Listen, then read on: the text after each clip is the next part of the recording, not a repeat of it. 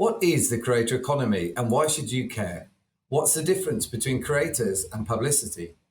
Can creators help change minds and make the world a better place? Today, we're speaking with someone who can answer these questions and more. Vikki Chowney is the Global Head of Content at Hill Knolton Strategies, one of the largest public relations agencies in the world. Today, she'll be our guide as we try to understand how creators have become today's influencers, what topics they cover, and how they differ from celebs and others that we've seen in the past. So welcome to this, the episode of the Everything is Better with Creators podcast, where we'll go deep on purposeful content with someone who knows all about it. Roll the intro, please.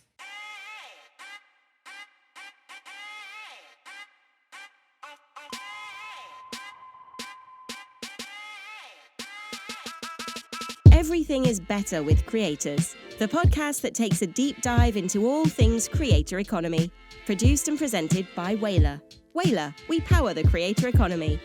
With your hosts Ashley Rudder, Emma Harmon, Jamie Goodfriend, and Marco Bertozzi. I am the creator.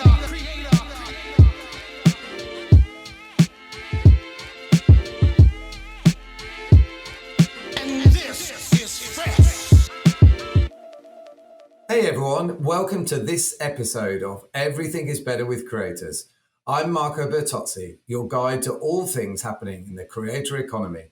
Every week, myself or my colleagues Emma Harmon, Jamie Goodfriend, or Ashley Rudder will be hosting this podcast. Coming up, we're getting right into this episode with our big interview with Vikki Chowney from Hill Knolton Strategies. And now it's time to bring up the headliner of the evening. Very special. Please welcome to the stage. The big interview. Everything is Better with Creators. I'm really excited to have a good friend of mine, Vikki Chowney, who is Global Head of Content and Publishing at Hill Knolton Strategies. So thank you very much for joining us. How are you? I'm doing great, thank you. Happy to be here with you. It's been, I think the last time we saw each other was when we used to do big conferences like CES. I know, in person. I remember the days, but they're coming back. I think Cannes is looking to shape up nicely this year, so that's exciting. Yes, and Whalar will be there in force. We are there on the beach. We have Adweek hosting all their events with us in our cabana. So yeah, we're really excited about the content we've got lined up.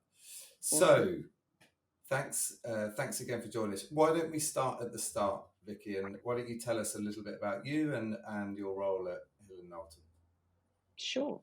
Well, I am an ex-journalist, but truly I'm an agency person through and through. And in fact, most of my career has been spent at H&K. I joined London in 2015 and I'm now based here in New York. For those who don't know us, we're one of the communications agencies within WPP.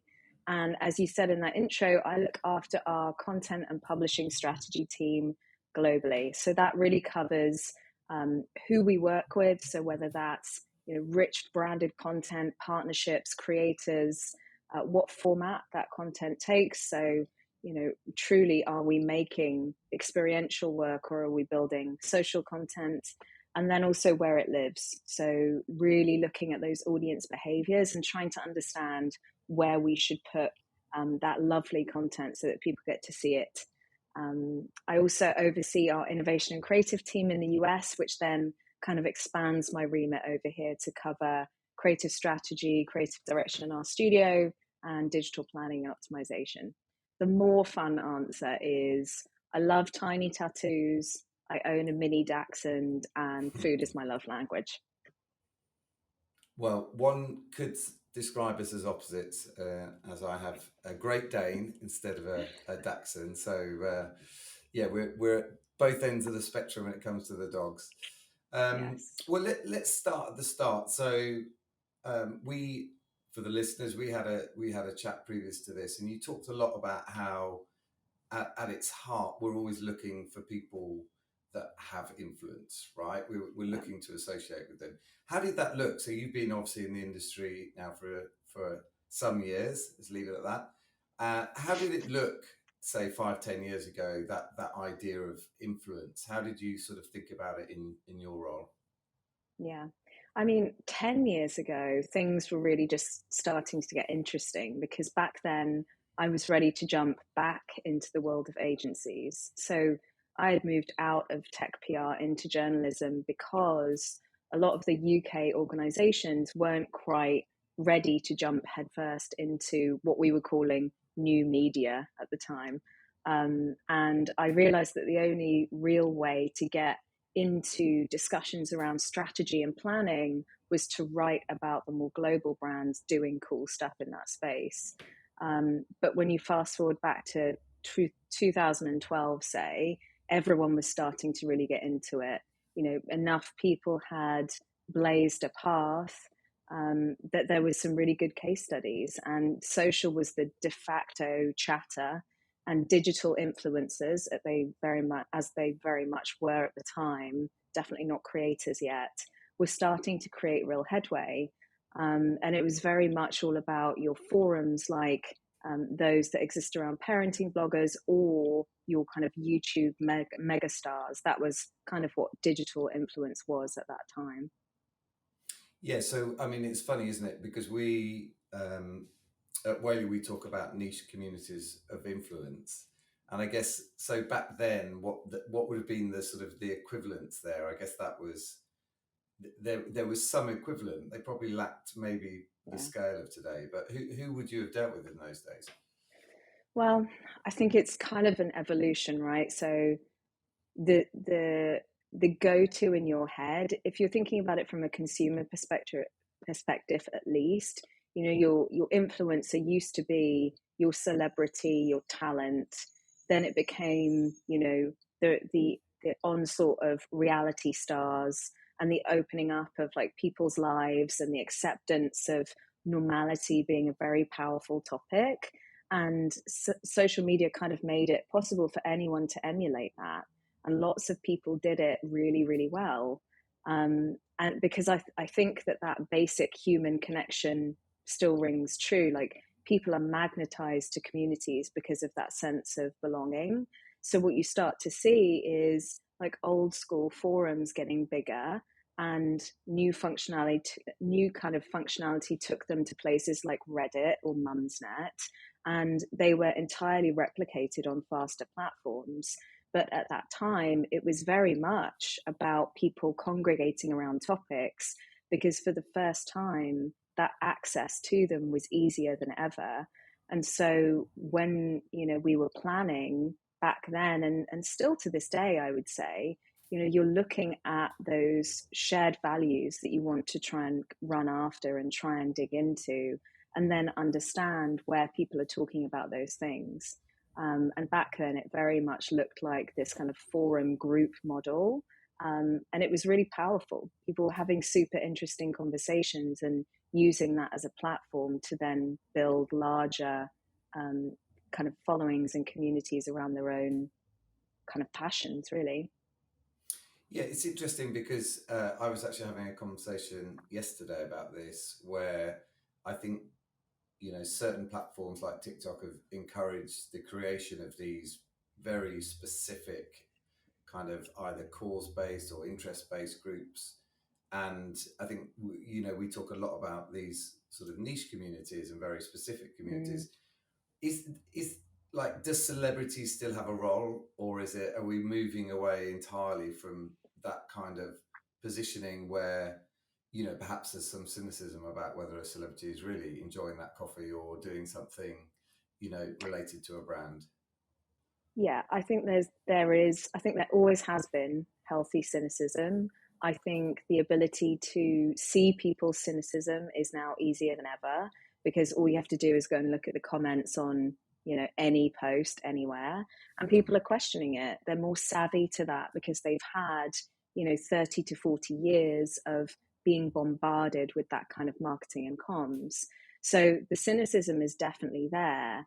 And it just puts further emphasis on doing partnerships that are rooted in genuine shared values.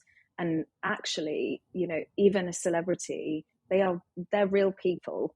They have their own loves and projects and passions and things that they care about.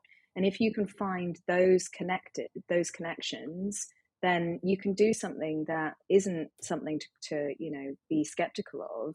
It's just an extension of what they really love and what they do.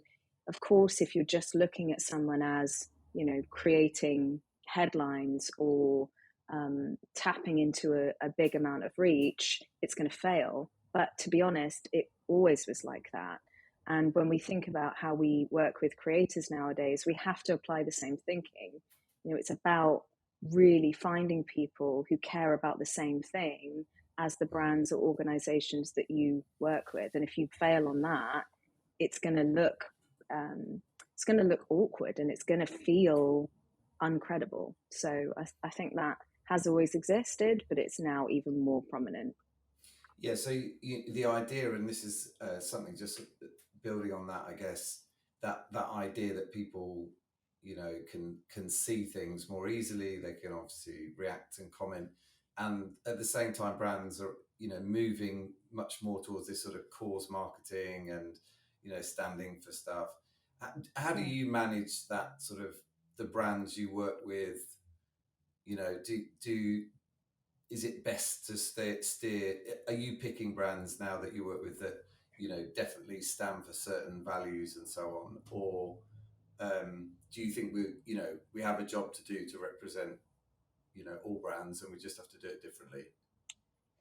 I think that, so our part of H&K's kind of way of working is a belief in what's called 3P comms, which is the idea that, yes, you can talk about the performance of a brand or organization, but does that really create any point of difference when so many products and services are the same?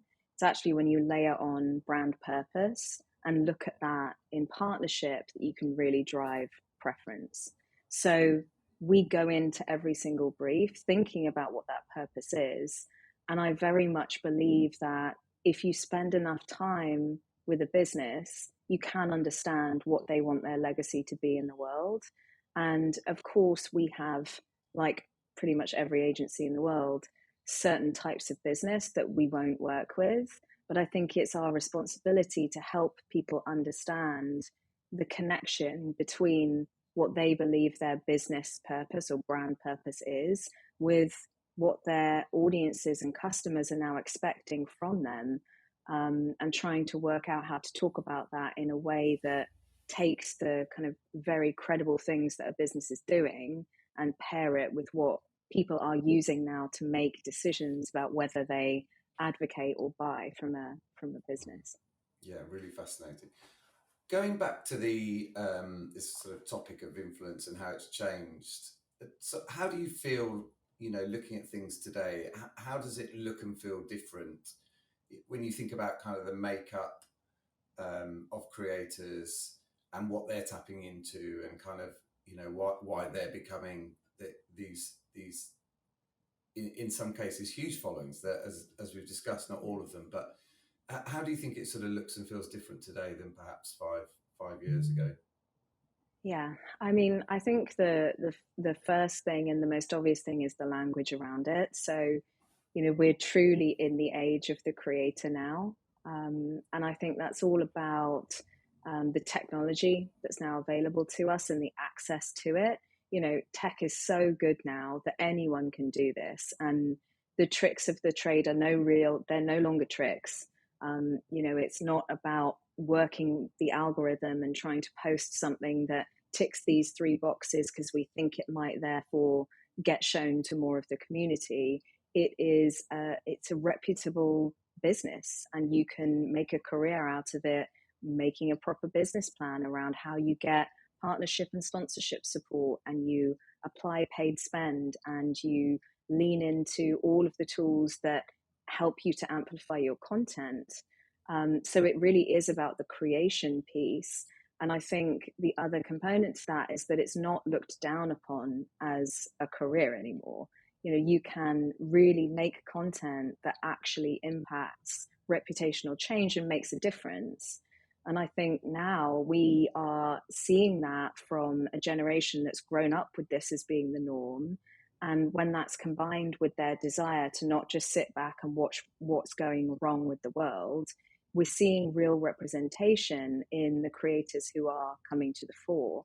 And I think that's super important because they're in this perfect storm of everything being set up for those who feel strongly about something to really be able to impact it, but do it in a way that means that they can make it their profession. You know, they don't just have to do it as a side hustle.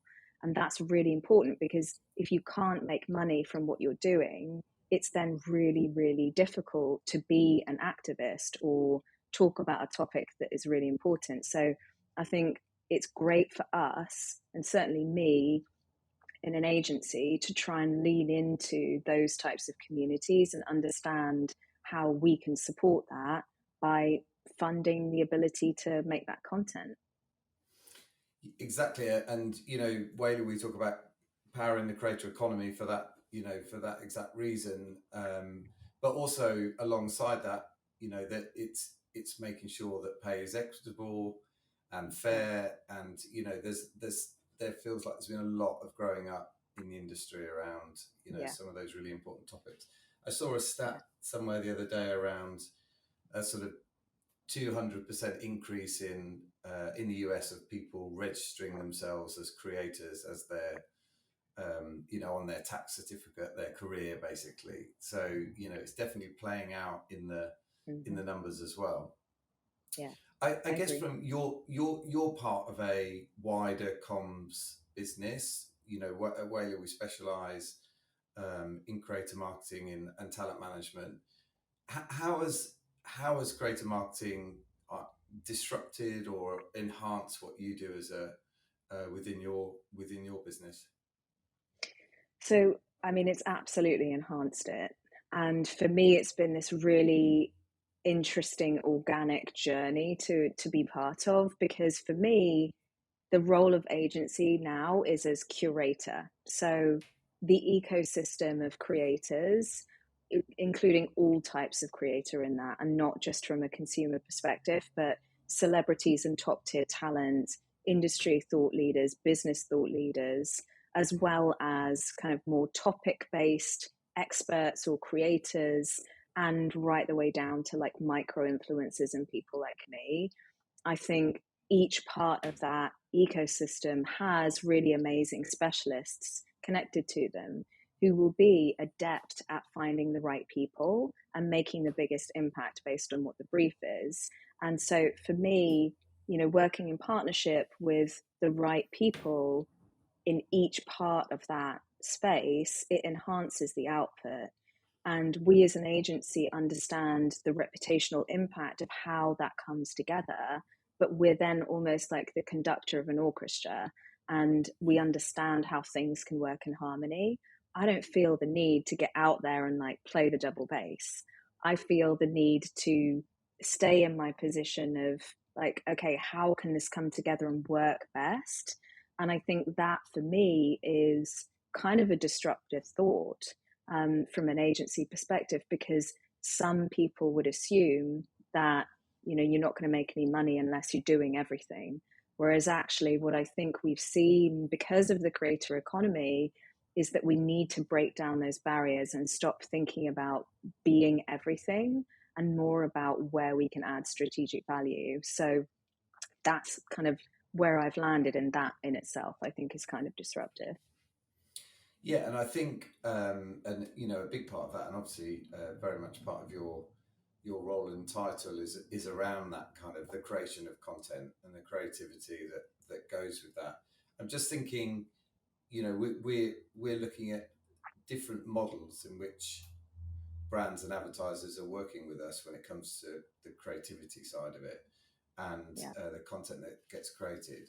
How is that working with you? Like, how is that content creation changing, I guess, with the creator economy and these creators taking such a step forward? Yeah. I mean, for me, it's a wonderful thing. And we, of course, still get some briefs come in where it's purely creative focused. But I think the more interesting briefs from a creative perspective is where we are being asked to do integrated work. And that's when it's a hugely additive part of our process. And I think it's partly because of the way that we use specialists in-house. We're able to overlap like industry expertise with our creative team, and then someone who understands creative from a creative perspective. And I think having the reputational knowledge, that conceptual thinking, and then someone whose pure job it is to think about who should be the authentic voice of a campaign, having that working in unison really means that things are aligned from the start. And who that type of influencer is, whether it's a celebrity or someone who brings knowledge in a particular area, or a TikToker, is interchangeable because of the brief. But having people working together and thinking about how to integrate them into the work rather than it be additive, I think is kind of key to making the most of this space at large. If we're always thinking about it at the end of a process, it's always going to remain this afterthought. Whereas if you're thinking about who to include in a film, who to write a script, who to do a review and give feedback, all of those things that can actually help shape a creative idea in the first place, then it's so much more powerful for numerous reasons. So I think it's easy for me to say, and I think probably everyone goes, oh, you need to collaborate. But genuinely, when you work it into your process, that's when it starts to change things, rather than, just meaninglessly say, let's collaborate. And that's made a massive difference for us, because then it becomes more organic. And I know that's like a bit of a sticky word for a lot of people, but truly, if you're thinking about campaign creation and someone's there representing who that authentic person is, then it is like an organic way to come up with great ideas for work. When you get down to the, some of that, let's say, slightly more, we've gone as a creative industry, I guess we've kind of managed creativity very tightly. There's, if you think about a TV ad, or everything is signed off, everything is in that very, very sort of orchestrated fashion. Do you find that brands are comfortable with, once they are using creators, and they're kind of a best practice is really to let them do an interpretation of that creative strategy and make it their own? Do you feel like that creates tension with brands? Are they comfortable with that? How do you manage that? I think that some are and some aren't, which is such a cop-out of an answer, but I'm going to give a bit more context to that. Though, I think. Yeah. So the early adopter brands, particularly in the direct-to-consumer space, who've been using influencers for like 10 years plus from a creator perspective, like a digital creator perspective, they get it. They've learned the lessons of doing this with people in and out, and they've grown up with those people and that landscape. There, on the flip side of that, there are still clients who come to us, and we have to do a lot of education around the fact that, yes, you've been told by a media agency that a creator can perform like an ad, but if you really want to get the value out of that investment, you can't think about it like that. It's not about briefing someone to produce a very kind of precise set of messaging in a certain tone with a certain look and feel. You might as well literally go out and shoot an ad. So there is still that need to handhold through the process. Luckily, when you've got the trust of someone who's like, okay, let's test it, I'm not sure, actually the numbers then speak for themselves, and you see that the impact on brand preference and reputation is so greater impacted if you give a creator the freedom to do something that feels genuine, rather than, product placement, got to do this, tick all these boxes, 5 rounds of review, and so on and so forth. I think that, I think that's what we forget is the reason they have these followings is because of what they do and how they do it. So to suddenly try and change that, seems It's mad. definitely seems, it's completely counterintuitive. So I think, maybe there's a misunderstanding around sign off. Hmm. There is still the opportunity to sign off what is going out into the world. I think some people think Yeah. they literally, it goes out and they don't get to have any view of it. But I think that balance is really important. I will end with maybe two quick questions. So the first one, you can't have a conversation about any of these topics without talking about reporting and does it work and all of those things. I think, PR in its widest sense, creative marketing has historically been very seen as a brand. It's been about reach. Where do you think that's going now? Are you getting a sense that connection between creators and their audiences is sort of paving the way to a more S-commerce and e-commerce and being able to really understand results a bit better? Yeah, I think I think we're seeing those two objectives fall into two quite different categories. So we speak a lot to our clients about what influencers can and can't do, or more accurately, what we should and shouldn't use them for, dependent on the brief. But that's very unique to each sector and client and the situation that they're in. Um, and the reality is that most of the time we're still being asked to drive that brand affinity through really powerful content because influencers do that incredibly well. And I fully believe that when that's the goal, the comms agency is kind of second to none in helping to do that. So we've become very good at benchmarking that impact. Now, the truth of it is that you can't isolate that work. You have to look at it from a kind of a holistic perspective. And I don't think you can drive kind of brand affinity and reputational change by purely working with influencers alone. When you do look at it within the halo effect of other forms of marketing and comms, and you do proper econometric modeling, that's actually when you see its real power. But isolating it out and just going, okay, well, we're just going to look at this one project, you're not seeing the bigger picture. And I think definitely our larger clients are recognizing that, and we're kind of involved in those discussions.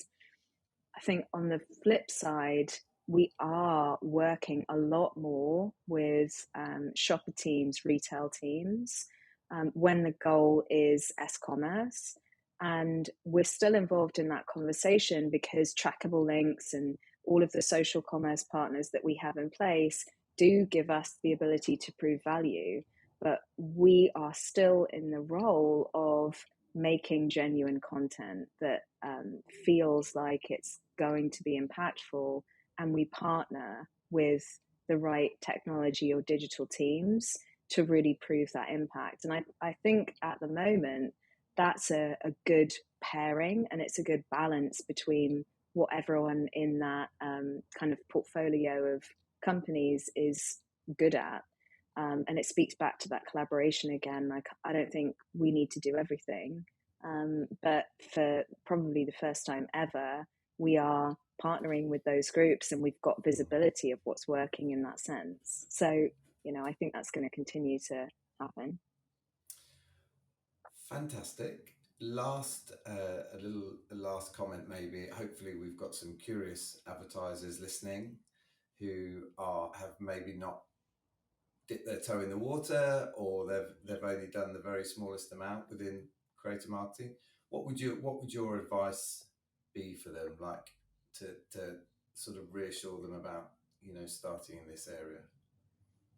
I think that what we're seeing from creators at the moment is wicked competition. So people are throwing money at them. We're seeing them being more selective around who they want to work with. And we're seeing people really think about what they put out into the world. So if you can think about a first step where you have a specific goal in mind to talk about a business or brand value, and you can build a small collective of people around that shared goal, and then think about how to truly start building relationships with them, and not through just briefing them, right? Not just saying, we have a launch and we want you to be part of it, but like invite them in, sit down with them, find out what they care about and how that can connect to what you care about. Because this whole mentality of the value exchange and asking people to help build your brand, well, you as the brand can help build theirs as well. It can be a two-way street. Yeah. And by starting there, without going into it with like a year-long plan of, we're going to do these 3 events and these 5 projects, like don't jump ahead. Just talk to some people, get some good people who can be the bridge and help organize that conversation, and start from there.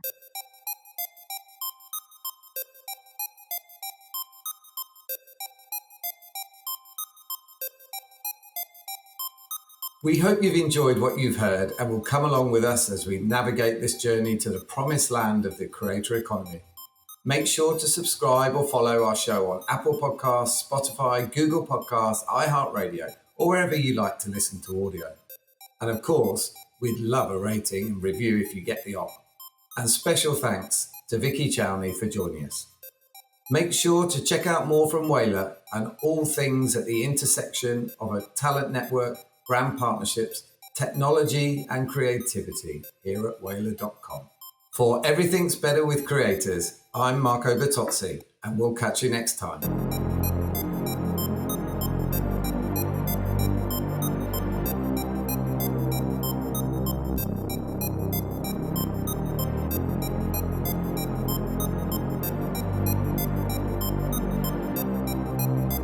You see, I am the creator.